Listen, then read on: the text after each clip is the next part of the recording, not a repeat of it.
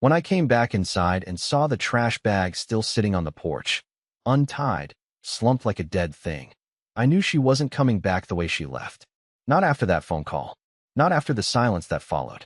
She said she needed one day. One day to herself. No questions. No texts. Just space. I gave her space. And while she was gone, I watched the trash bag. I know that sounds insane, but I couldn't bring myself to move it. It felt like, if I touched it, I'd be admitting something final. Like I'd be sealing a door that maybe, just maybe, could have stayed cracked open. It sat there for 21 hours. The bag. Mocking me. Right outside the window, where I could see it every time I passed the kitchen. I didn't sleep. Didn't eat. Didn't even sit down, really. I just kept circling the house like a ghost on a loop. Front window. Back door. Hallway. Repeat. Every sound outside made me jump. Every car door slam had me checking the window like some twitchy raccoon. I kept telling myself, she said she'll be back tomorrow. But that's the thing about Marley. She always says she'll come back. She just never says who she'll be when she does. The last time she took a solo day, she came home smelling like cinnamon whiskey and someone else's shampoo. I didn't ask. I just folded her jacket, made her tea, and said I was glad she got to breathe. She kissed me on the forehead like I was a toddler. I cried in the shower that night. But this time felt colder. Calculated. There was something in her eyes when she left, like she'd already buried the version of me she used to love and was just waiting for the paperwork to catch up. So when morning came, and I mean full sun, birds chirping, normal life morning, and she still wasn't back, I stopped waiting. I picked up the trash bag, tied it tight, threw it in the bin. Then I went inside, and I packed every single thing I owned into my old Honda. Clothes, journals, a framed photo from a vacation she never remembered taking. I even took the spatula I liked. She always used the metal one that scratched the pans. I left her the house, left her the dishes, left her the hollow quiet she carved into our marriage, one lie at a time. But I didn't leave her a note. Not this time. If she wanted to know where I went, she could stare at the porch and figure it out for herself. Because when she came back, finally, sometime after lunch, in sunglasses and someone else's jacket, all she found was the trash bag gone. And me with it. She pulled into the driveway like she'd just come back from winning an award. Her engine rumbled into the silence I left behind, and when she stepped out of the car, heels clicking, hair perfect, sunglasses still on, she didn't even glance around. She had no idea I was already gone. No clue that I had watched her drive away the day before, my stomach tight with something between fear and disgust, and told myself, never again. No clue that I spent that entire night sifting through memories like junk drawers, tossing out the good ones because I no longer trusted them. And now here she was, unlocking the front door with the same hand that probably held someone else's hotel key the night before, walking in like I was supposed to be waiting, like she could just explain. But she wasn't ready for the absence, the quiet kind of absence. Not yelling, not slamming doors, not angry texts. Just gone. That kind of absence is deafening. It doesn't scream, it echoes. She stood in the entryway for a while. I know because the doorbell camera caught her reaction. I'd forgotten it was still connected to my phone. I watched the footage from a rest stop 3 hours away, chewing on sunflower seeds and hating myself for needing to see it. She stepped in, looked around, and froze. I saw her lips move. She called my name once. Twice. Her voice got sharper. She disappeared into the living room, then came back into frame, moving faster now. She opened the coat closet, ran up the stairs. She still hadn't taken off her heels. You know what I noticed? She didn't cry. Not right away. She just looked angry. Like she couldn't believe I had the audacity to leave without permission. That's what it had always been with Marley. Control masked as chaos. She made messes, I cleaned them. She vanished, I waited. She told half-truths, I filled in the rest with hope. And now that I had flipped the script, just once, she looked like the victim. The footage ended with her throwing her purse across the room. The next video that auto-loaded was her pacing on the front porch, making a phone call. I didn't listen. I didn't need to. I knew the performance by heart. But what she didn't know yet, what hadn't hit her in that moment, was that I didn't just leave the house. I left the marriage. And I left behind something else, too. Something she'd find soon enough, tucked away in a place only she would look. But we'll get to that. Not yet. Let her panic first. Let her wonder. From the safety of my rented room in a motel that smelled faintly of chlorine and old cigarettes, I watched the world she'd built start to unravel on the little screen of my phone. The doorbell camera kept feeding me snippets of her confusion like a private reality show. But what she didn't realize was that the empty house wasn't the whole message, it was just the opening act. The real message was tucked away, subtle, almost invisible, hidden in a place where only she would look. A place where her perfect self-control would betray her curiosity. I'd spent the last few weeks planning this exit without even knowing I was planning it. Every insult she'd thrown like a dart, every time she rolled her eyes when I spoke, every fake apology, they were little bricks building a wall I didn't know I'd eventually climb over. That day she vanished, I finally understood that my life had been a waiting room for her next lie. So when she left, I didn't just pack my bags. I staged a crime scene of absence, a vacuum so sharp it would cut her if she stepped too close. The footage of her reaction was almost surreal. She stalked through the rooms like a stranger who'd broken into her own house. She opened drawers, flipped through mail, checked my side of the closet. I saw her pull the wedding album off the shelf and drop it back like it was hot. She knelt in front of the safe we never used, punched in the code she thought I didn't know she'd changed, and opened it. Nothing. Just an envelope with her name on it. Inside that envelope was not a confession, not an accusation, but a single photograph. A picture of her at that lakefront Airbnb, the one she thought I didn't know about, standing on the balcony with her back turned, holding up a glass of wine. No caption, no explanation, just the proof of what she'd called clearing her head.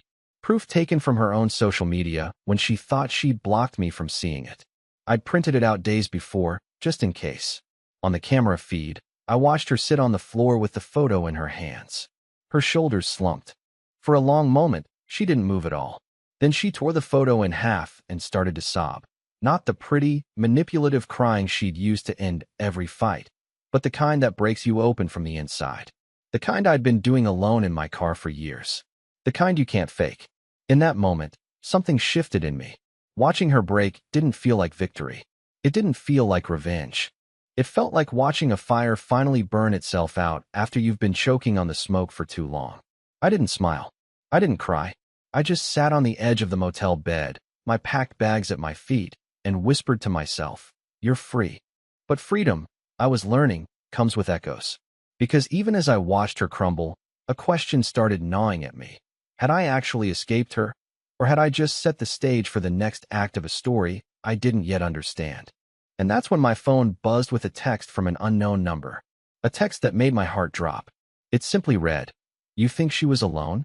I stared at that message for what felt like hours, my thumb hovering over the screen, the letters swimming. You think she was alone? No emoji. No punctuation. Just that single question, like a trapdoor opening beneath my feet. My first instinct was to tell myself it was spam, some random wrong number. But deep down I knew. This wasn't random. Someone out there knew exactly where to stab, and they'd chosen their moment well. The motel room suddenly felt smaller, the humming air conditioner like a heartbeat in my skull. I closed the curtains even though they were already closed. I put my phone face down but kept flipping it over again, as if the screen would tell me more if I looked at it from a different angle. Every second of those 24 hours she'd been gone rewound in my head like a corrupted tape. The bag she packed, the way she wouldn't meet my eyes, her insistence that she needed silence. I thought I had played my move perfectly by vanishing. I thought the photograph in the safe was my mic drop. But this message made it feel like I had only walked into the first room of a much larger house. I wrote back, "Who is this?" No answer. The dots appeared for a moment, then vanished. I tried to call, straight to voicemail. My stomach twisted. If someone else had been with her at that Airbnb, they knew enough to reach me. Which meant they'd been watching me too. I couldn't stop thinking about the trash bag on the porch, how it had felt like a symbol at the time. What if it wasn't a symbol at all? What if it was a signal? Some proof she'd left behind for someone else, just like I'd left my envelope for her? My mind started filling in blanks I couldn't verify, but each one felt truer than the last. The late-night team meetings, the new perfumes, the sudden withdrawals from our joint account she swore were for bills. And now an anonymous text. I left the motel. Couldn't stay there another minute. I drove without music, without a destination, just the endless ribbon of highway under my wheels. I passed exit signs I didn't recognize, towns whose names looked like static. I gripped the steering wheel so hard my knuckles cracked. I had spent years being the man who didn't ask questions because he didn't want to hear the answers. Now, with one text, the answers were chasing me down the interstate like a cop car with no siren. At a rest stop, I sat on a picnic table under a flickering light, phone in my lap, and opened our shared bank app. My hands shook as I scrolled through the transactions. There it was, a withdrawal I hadn't seen before, dated the same night she'd gone to clear her head. It wasn't for an Airbnb.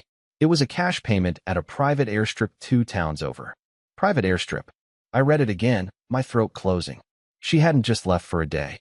She had left on a plane. With someone. Someone who had my number. For the first time since I'd left, I felt something darker than heartbreak. I felt hunted.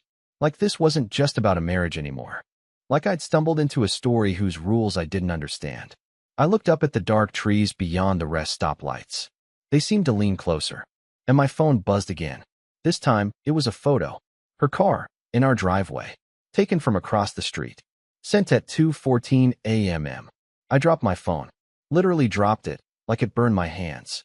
The screen hit the wooden slats of the picnic table with a hollow clack, the kind of sound that makes you flinch even when you're alone.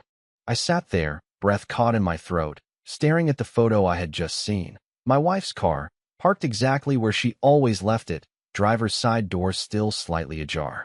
The porch light was on. The curtains in the living room were open. But none of that was what made my stomach turn. What made me feel like I was being dragged under cold water was the angle of the shot. It was taken from across the street, from the window of the old Walker house. And that house has been abandoned for 6 years. At least, it was supposed to be. I scooped up the phone with shaky fingers, zooming in. The photo wasn't grainy, not like you'd expect from a shaky hand or a long-distance lens. It was clear. Almost professional. You could see the faint reflection of my wife in the car window, as if she'd just leaned in to grab something. Maybe her bag. Maybe something else. But what chilled me most was what you couldn't see me. Because I wasn't there anymore. And someone else knew that. The messages weren't from her. That much was clear now. This wasn't a game Marley was playing. Someone was watching both of us. Someone who knew we were unraveling. Someone who waited for the moment when I finally slipped away and left a vacuum behind. I called the police.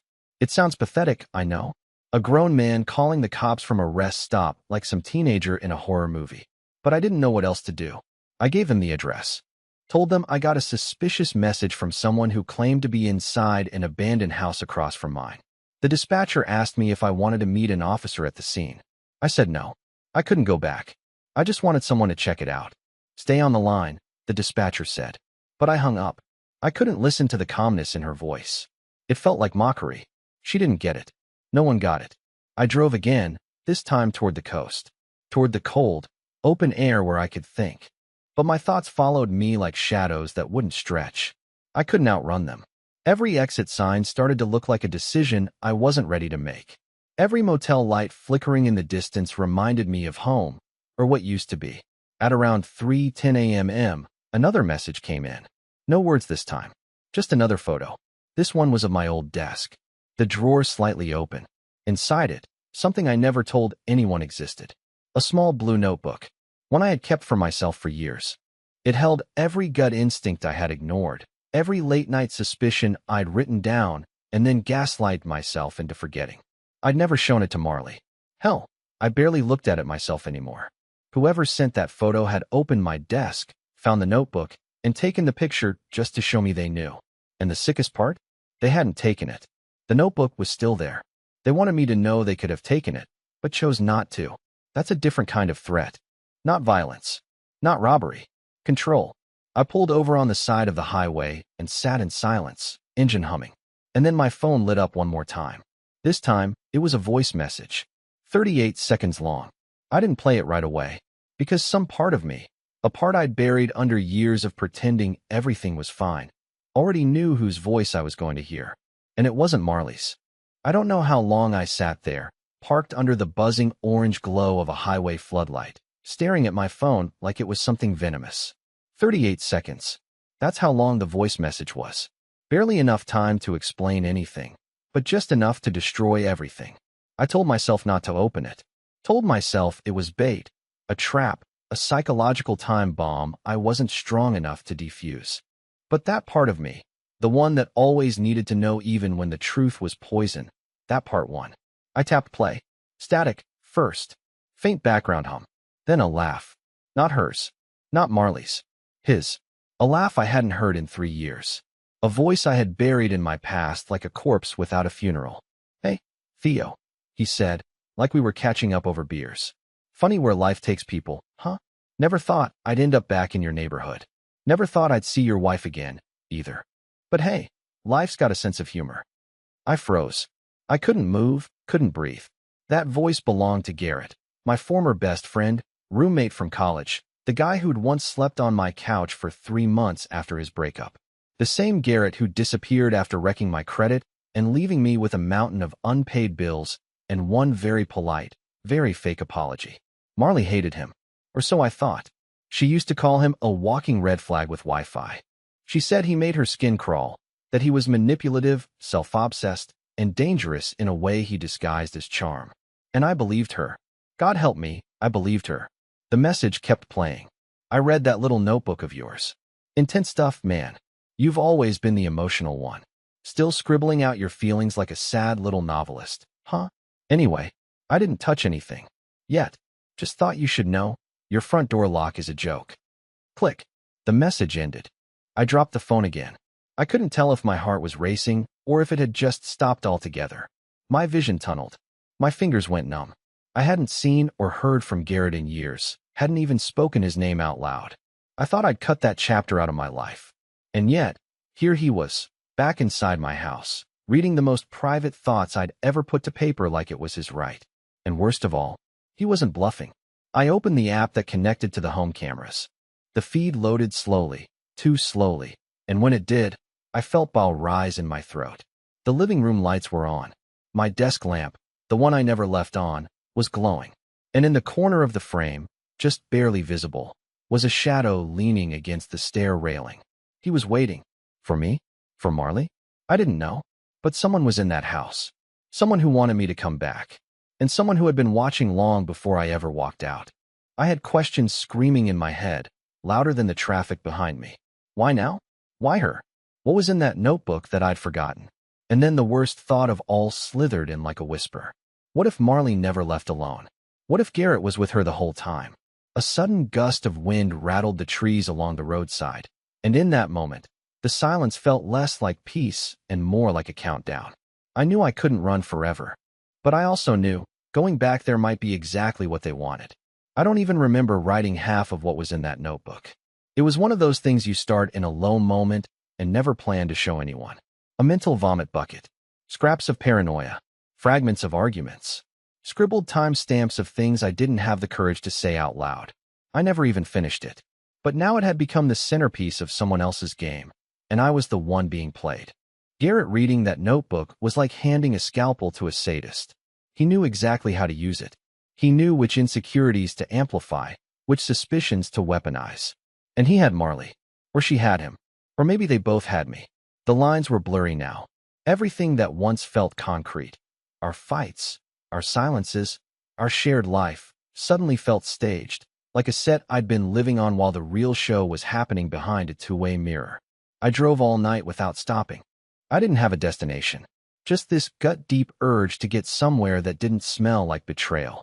I passed diners with flickering signs, gas stations too quiet for comfort, and a billboard advertising something called the Museum of Broken Promises. I almost laughed. Almost.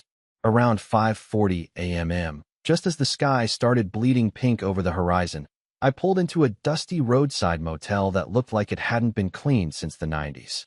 The woman at the front desk didn't even ask for ID, just handed me the key like I was a regular ghost. Room 9. Faint smell of mildew. Stained carpet. But it had 4 walls and a lock, and that was all I needed. I collapsed on the bed, clothes still on, shoes still laced. I didn't sleep. I just laid there, eyes wide, heart crawling. My mind kept looping. If Garrett was in my house, and he'd been with Marley, and he had my notebook, what else did he know? That's when I remembered the box. Buried deep in the garage, behind old Christmas decorations and broken patio chairs. A plain, unmarked cardboard box I hadn't touched in years. It held the only physical evidence of the worst month of my life. The month Marley tried to leave me the first time. The time she said she was going to her sister's and disappeared for 4 days. Back then, she came back with flowers and a story about a silent retreat in the woods to reset her soul. I believed her. Of course I did. I wanted to. But something had never sat right. The receipts I found later for gas stations in a completely different state. The unfamiliar phone number I saw flash on her screen at 2 a.m. The bruises on her arms, she said, were from hiking. I shoved it all into that box like a crime scene I didn't want to look at. And I never opened it again. If Garrett found that.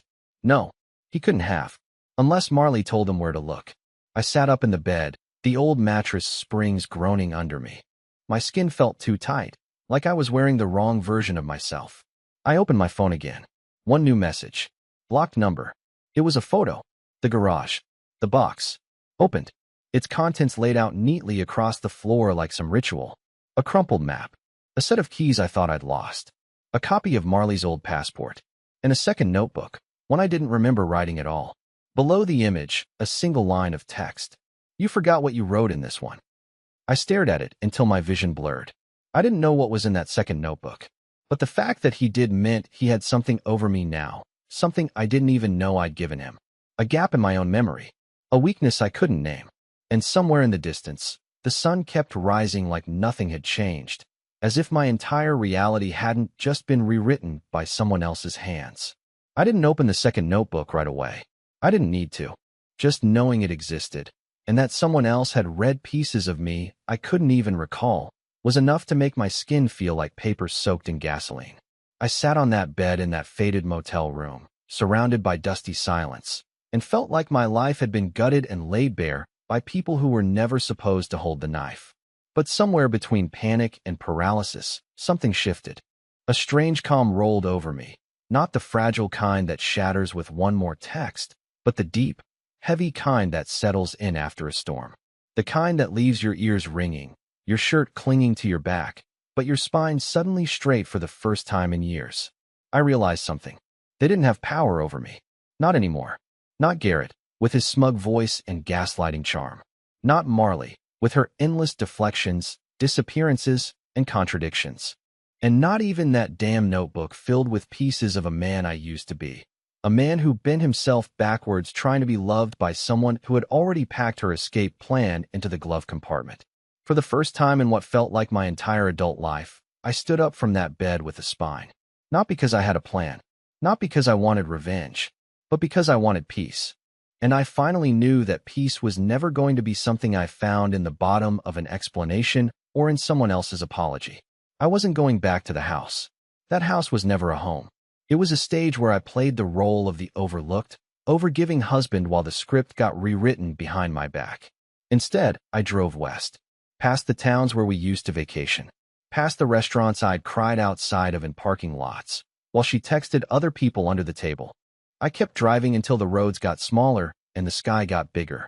And when I finally stopped, it was at a small, quiet coastal town where no one knew my name. Where the air didn't smell like regret. I got a cheap apartment over a bakery. The owner was an older woman who said I looked like I needed sleep and a cinnamon roll. She was right on both counts. I started writing again, not in a notebook meant to hide pain, but in one meant to build something new. I got a job fixing up old boats with a guy named Rich who didn't ask about my past. Just handed me a wrench and told me to take my time. And I did. One afternoon, months later, I got another message. No number. No name. Just one photo. Garrett. Standing alone in front of what used to be my house. For sale sign in the background. Boarded windows. Empty porch. No caption. I smiled. Not a bitter, victorious smile. Just quiet. Like the smile you give yourself when you finally walk out of a burning building and realize you made it. I didn't respond. There was nothing left to say. Because the man who used to need closure was gone. And the man I was now? He didn't chase ghosts. He fed the seagulls at sunset. He took long walks without looking over his shoulder. And sometimes, when he heard a laugh that sounded like hers, he just kept walking. Free. Finally.